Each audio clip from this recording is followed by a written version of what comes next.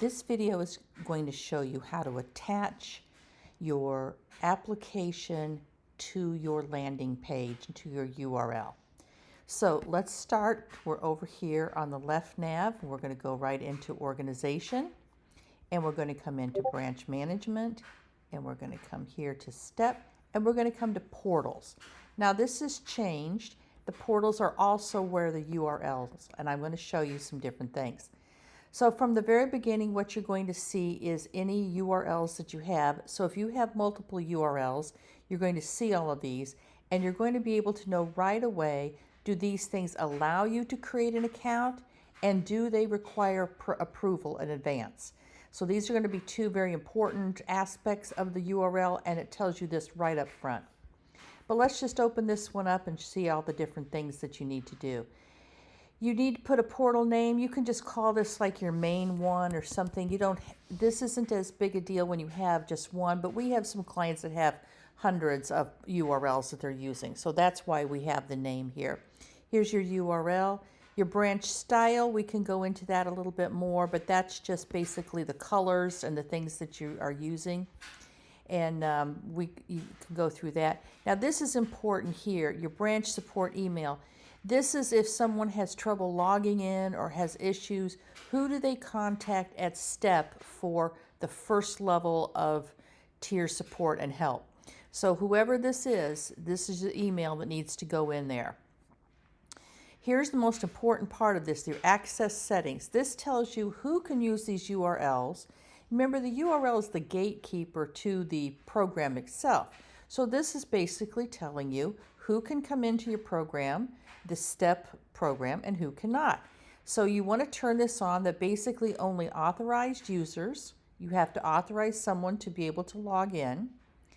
And then they can create accounts and request access to this URL. Yes, but how are they going to do that? They're going to do that by using the form that you have filled out. So here's where you have your application form, and you make sure that you use that one, and you've included it there.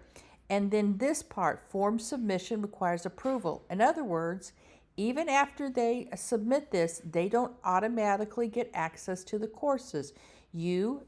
Someone has to be able to approve them. And we'll go through and show you where that's at, but this is what you definitely want to have, these things. The terms of use, this is more along the lines if you're selling something. So right now, just turn it off and don't worry about it. If you're using a landing page, which I think you probably will, you need to just make sure that you have the landing page name. Now we're going to show you, this is how you attach a marketplace to a landing page, and you'll be using that for your online courses, people maybe in the US, and we'll show you how to do that on a separate video. You're going to put your welcome messages here, so I would suggest you put something. This is a really nice place to, some welcome from your presidents, from academic deans, anyone that you want. And if you see this little arrow right here, this shows that you can attach a video, a YouTube video. So if you have a YouTube video that you've made, you can attach that as well, and a video can come up and show. All right, and you can also do that for your instructor. So this would be the first message an instructor would see if you wanted to do that, and same thing for an administrator. Now, you can have an automatic course enrollment. So this would be the moment that someone is approved, or actually the moment that someone sends this in, they would be enrolled in the course. Because you are using this form submission requires approval, I would not immediately attach a course. This is really good for when you have things like automatically, once maybe it's discipleship course, it's like, yes, you're in this program, go ahead and take this course. But for you right now, I would wait and not do anything with that. All right, you need to make sure that this is filled out completely, and this is one more of the steps that you need to do.